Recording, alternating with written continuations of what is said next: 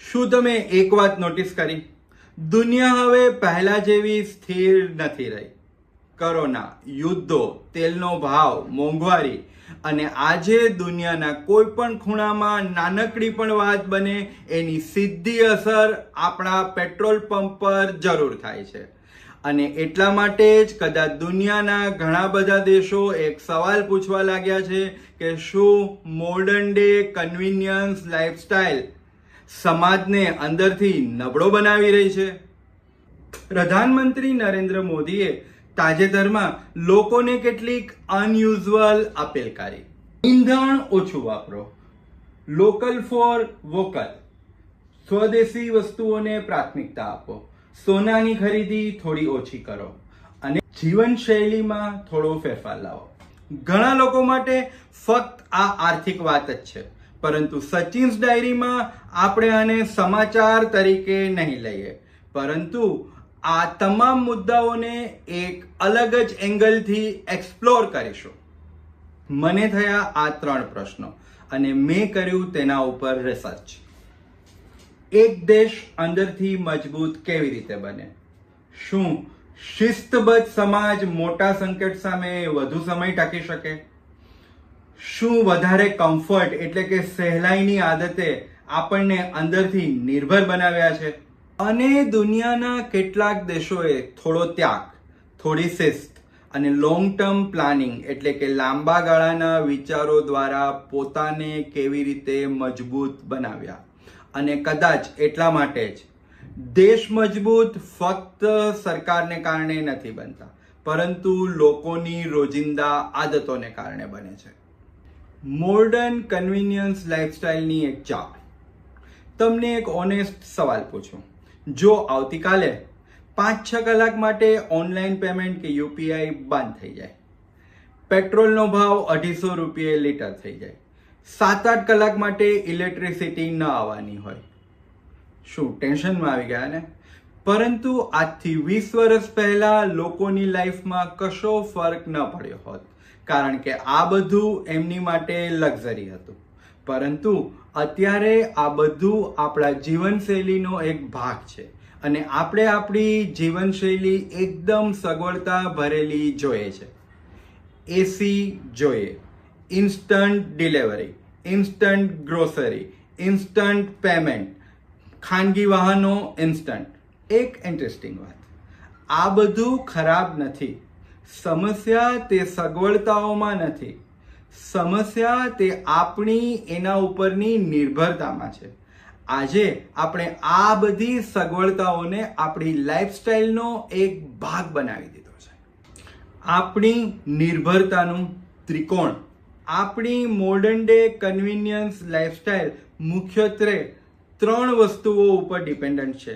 પહેલું છે ઈંધણ, બીજું છે ખાદ્ય તેલ અને ત્રીજું છે ફર્ટિલાઇઝર્સ એટલે કે ખાતરો. હવે આ 3 વસ્તુ ભારત મોટા ભાગે ઇમ્પોર્ટ કરે છે, એટલે કે બહારથી મગાવે છે અને આપણે બીજા દેશો ઉપર નિર્ભર છીએ. હવે પહેલી વસ્તુ છે ઈંધણ. તમે તમારા બાઇકમાં 1 લીટર પેટ્રોલ ભરાવા જાઓ છો ત્યારે માત્ર પેટ્રોલ જ નથી ખરીદતા, પરંતુ આ પેટ્રોલની સાથે સંકળાયેલી છે એક પૂરી ગ્લોબલ ચેઇન.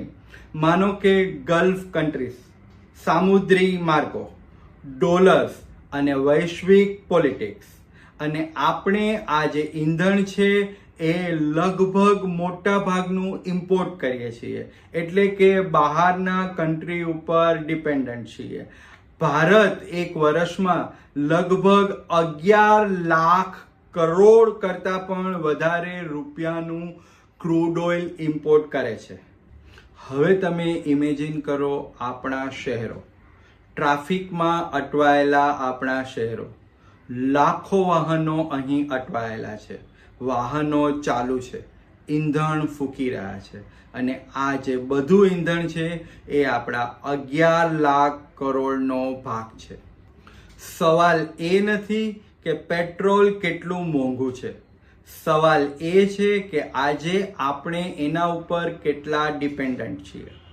હવે તમે બીજી સિચ્યુએશન વિચારો કે આ 11 લાખ કરોડ માંથી જો આપણે માત્ર 10% ઇમ્પોર્ટ ક્રૂડ ઓઇલ એટલે કે ઈંધણ, ખાદ્ય તેલ અને ફર્ટિલાઇઝરનો ઓછો કરીએ તો આપણી પાસે વર્ષે પૈસા બચે 1.22 લાખ કરોડ. અને આ પૈસામાંથી આપણી સરકાર કરવા ધારે તો શું શું ન કરી શકે. નવી મેટ્રો, ગામડામાં હોસ્પિટલ, પાણીની વ્યવસ્થા, વીજળી, સંશોધન, સ્થાનિક ઉદ્યોગો, જાહેર પરિવહન. ઘણી વખત આપણે એવું વિચારીએ છીએ કે ઇકોનોમિક્સ છે તે એબ્સ્ટ્રેક્ટ છે, આપણી સમજની બહાર છે, એ મોટા મોટા પંડિતો માટે છે. પરંતુ એવું નથી. ભારત જેવા દેશોમાં ઇકોનોમિક્સની શરૂઆત તમારા નજીકના પેટ્રોલ પંપથી થાય છે. શું તમે એક વાત નોટિસ કરી છે? આજે પણ ઘણા લોકો માટે ઓફિસ જવું તે પ્રતિષ્ઠાનો વિષય છે. કારણ કે એ લોકોને લાગે છે કે ઘરમાં કરેલું કામ નથી, અહીં તો મજા ના આવે. અને ઘણી કંપનીઓ પણ એવું માને છે કે જો મારા એમ્પ્લોયી ઘરે બેસીને કામ કરશે તો એ કામ કરશે કે નહીં કરશે એ અમને કેવી રીતે ખબર પડે? અમારે એની પાસેથી ઓપ્ટિમમ આઉટપુટ કેવી રીતે નીકાળવું? અને જે કામો ઘરેથી થઈ શકતા હોય અને ઓફિસ જવાની જરૂર ન હોય ત્યાં મોટે ભાગે ઓફિસ જવાનું ટાળવું જોઈએ. કારણ કે જો આપણે ઓફિસે જઈએ ત્યારે ટ્રાફિકમાં અટવાયેલા રહીએ છીએ. મોટા ભાગના લોકો પોતાનું પર્સનલ કાર અથવા બાઇક લઈને જાય છે. અને બીજી ઇન્ટરેસ્ટિંગ વાત એ છે કે આ બાઇક અને કારમાં જઈ ઘરે આવીને પાછા જીમમાં એક્સરસાઇઝ કરવા માટે જાય છે. એટલે આપણે એનર્જીનો દરેક જગ્યાએ દુરુપયોગ કરી રહ્યા છીએ. આવા સમયે વર્ક ફ્રોમ હોમની જે અપીલ છે તે બહુ જ લોજિકલ બની જાય છે. વર્લ્ડના ઘણા બધા કન્ટ્રીઓએ આ પહેલેથી ચાલુ કરી દીધું છે, જેવા કે ઇન્ડોનેશિયા, વિયેટનામ, થાઈલેન્ડ, મલેશિયા. આ બધા કન્ટ્રીઝે જેટલું બને એટલું વર્ક ફ્રોમ હોમ કરવાનું બધી કંપનીઓને ઇન્સ્ટ્રક્શન આપી દીધેલા છે. કારણ કે સવાલ અહીં માત્ર પૈસાનો નથી, પરંતુ સવાલ છે સંકટ સમયે ટકી રહેવાની શક્તિનો. હવે ચાલો આપણે વર્લ્ડના એવા કેટલાક સક્સેસફુલ દેશો વિશે જાણીએ કે જ્યાં લોંગ ટર્મ પ્લાનિંગથી અને નાગરિકોની સહાયથી એ લોકોએ પોતાના દેશને કેટલો મજબૂત દેશ બનાવ્યો. આવું પહેલું કન્ટ્રી છે જાપાન.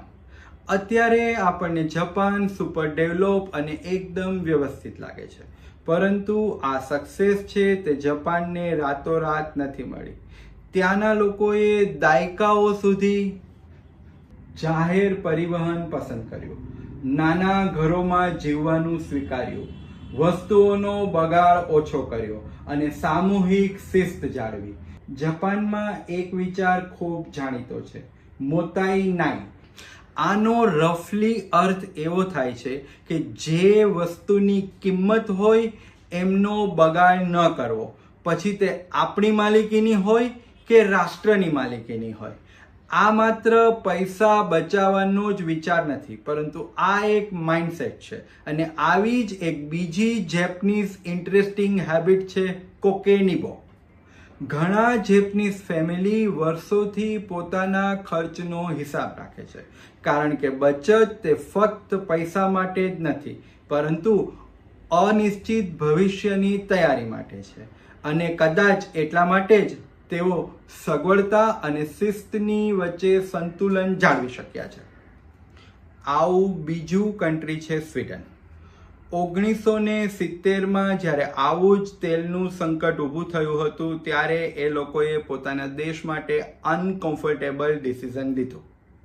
તે લોકોએ ટૂંકા ગાળાના કમ્ફર્ટ કરતાં લાંબા ગાળાની મજબૂતાઈને વધારે પસંદ કરી. જાહેર પરિવહનનો ઉપયોગ, ઉર્જાની બચત, સ્થાનિક ઉર્જાના ઉપયોગ ઉપર ભાર અને એક ખૂબ જ ઇન્ટરેસ્ટિંગ થોટ પણ એ લોકોએ વહેતો મૂક્યો જેનું નામ છે લગોમ. આ લગોમનો રફલી અર્થ એવો થાય છે કે જેટલું જરૂરી હોય તેટલું જ, વધારે પણ નહીં અને ઓછું પણ નહીં. અને આ માઇન્ડસેટે તેમને સંતુલિત સમાજ બનવામાં મદદ કરી. તેમની અર્થવ્યવસ્થા તો વધી, પરંતુ ઈંધણ ઉપરની ડિપેન્ડન્સી એટલે કે નિર્ભરતા ઓછી થાય. આપણું નેક્સ્ટ કન્ટ્રી છે નોર્વે. નોર્વેએ પણ એક જ દિવસમાં પરિવર્તન નહોતું કર્યું. વર્ષો સુધી ત્યાં ઇલેક્ટ્રિક ચાર્જિંગ સિસ્ટમ લાગી, ગ્રીન એનર્જીમાં રોકાણ થયું, લોકો ઇલેક્ટ્રિક વ્હીકલ્સ તરફ વળ્યા અને સૌથી ઇમ્પોર્ટન્ટ તો એ છે કે લોકોએ સમજવાનું ચાલુ કર્યું કે ટૂંકા ગાળાના કમ્ફર્ટ કરતાં લાંબા ગાળાની મજબૂતી વધારે ઉપયોગી છે. અને ત્યાં પણ એક વિચાર છે, અને આ વિચાર છે ફ્રીલું ફર્સ્ટ લીવ. એનો રફલી મિનિંગ થાય છે કુદરત સાથે જોડાયેલું સરળ જીવન. આજે નોર્વેમાં એશો આરામના તમામ સાધનો અવેલેબલ છે, પરંતુ ત્યાં સરળ જીવનને પ્રાધાન્ય આપવામાં આવે છે.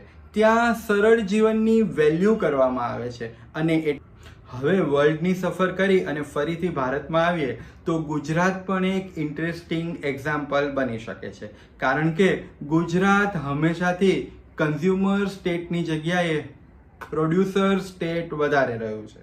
અને ગુજરાતના લોકોની સંપત્તિ છે એ લોકર કરતાં બિઝનેસમાં વધારે ફરે છે. કારખાનાઓ, નાના ધંધાઓ, મેન્યુફેક્ચરિંગ યુનિટ્સ, અને આ બધાને કારણે વોકલ ફોર લોકલનો જે કોન્સેપ્ટ છે તે ગુજરાતમાં ખૂબ જ ઇમ્પોર્ટન્ટ બની જાય છે. અને જો આખા ભારતમાં વોકલ્સ ફોર લોકલ્સને લીધે સ્થાનિક ડિમાન્ડ વધે તો ગુજરાતના ઉદ્યોગો ધોમધોખાર ચાલી શકે છે. પરંતુ હા, ગુજરાતીઓએ ઈંધણની બચત અને અન્ય પાસાઓમાં ઘણું આગળ વધવાની જરૂર છે. ભારતનું આવું જ એક બીજું ઇન્ટરેસ્ટિંગ રાજ્ય છે સિક્કિમ. દુનિયાનું 100% સજીવ ખેતી કરતું એટલે કે ઓર્ગેનિક ફાર્મિંગ કરતું રાજ્ય એટલે સિક્કિમ. સિક્કિમના લોકોની રાસાયણિક ખાતર ઉપરની નિર્ભરતા લગભગ 0 છે. અને બીજું એનું પર્યટન મોડલ. આ નાનકડું રાજ્ય પૈસા બહાર મોકલવાની જગ્યાએ અંદર લાવે છે. અને આનું લેસન વોલ્યુમ નથી, પરંતુ માઇન્ડસેટ છે. તો સવાલ એ છે કે આ આધુનિક જીવન ખોટું છે? આ મોડર્ન કન્વિનિયન્સ લાઈફસ્ટાઈલ ખોટી છે? ના. પરંતુ આપણો સવાલ કદાચ એ હોવો જોઈએ કે આ મોડર્ન કન્વિનિયન્સ લાઈફસ્ટાઈલની સાથે સાથે આપણે સંકટ સમયે ટકી રહેવા માટેની શક્તિ ડેવલપ કરી રહ્યા છીએ કે પછી માત્ર વધુને વધુ નિર્ભર બની રહ્યા છીએ વસ્તુઓ ઉપર, રિસોર્સિસ ઉપર અને દેશો ઉપર. હિસ્ટ્રી રિપીટેડલી એ કહે છે કે જે સમાજ કમ્ફર્ટ વધારે ને વધારે મેળવે છે અને ડિસ્કમ્ફર્ટથી દૂર ભાગે છે એ સંકટ સમયે ઝડપથી ગભરાઈ જાય છે. તો કદાચ નાના નાના ફેરફારો પણ મહત્વના હોઈ શકે છે. ઈંધણ થોડું ઓછું વાપરવું, સ્થાનિક વસ્તુઓને પ્રાથમિકતા આપવી, બિનજરૂરી વપરાશને ટાળવો. આ માત્ર આપણા અર્થતંત્ર માટે જ નહીં, પરંતુ આપણા સમાજની અંદરની મજબૂતી માટે પણ મહત્વનું છે. કારણ કે મજબૂત દેશ માત્ર નીતિઓથી નથી બનતા, પરંતુ લોકોની રોજિંદી આદતોથી બને છે. અને આવા જ વિડીયો સાથે આપણે ફરીથી મળીશું. ત્યાં સુધી ટેક કેર.